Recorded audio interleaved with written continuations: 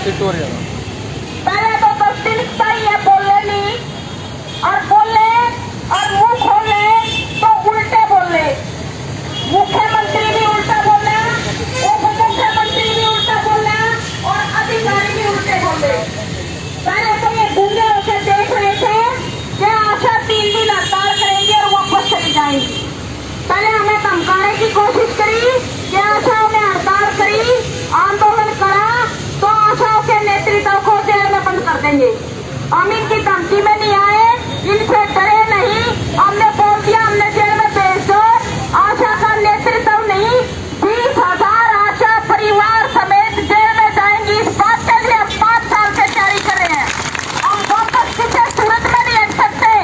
5 साल हो गए, विभाग जो है आए दिन काम बढ़ा रहा है, हमारी जो हरेसमेंट बढ़ा रहा है, हमारे वेतन में 1 पैसे की मानदेय में कोई बढ़ोतरी नहीं करी और तो और धमकी दे रहे हैं, नौकरी से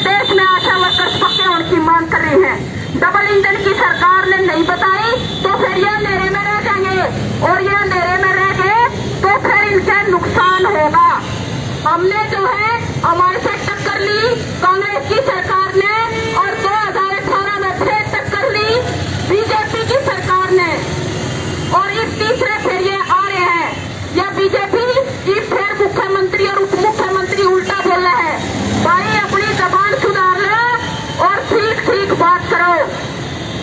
हम जो काम कर रहे हैं हमारी मेहनत का मेहनताना दो, और इसके लिए केंद्र सरकार से कितने लड़ो, बजट लेके आओ।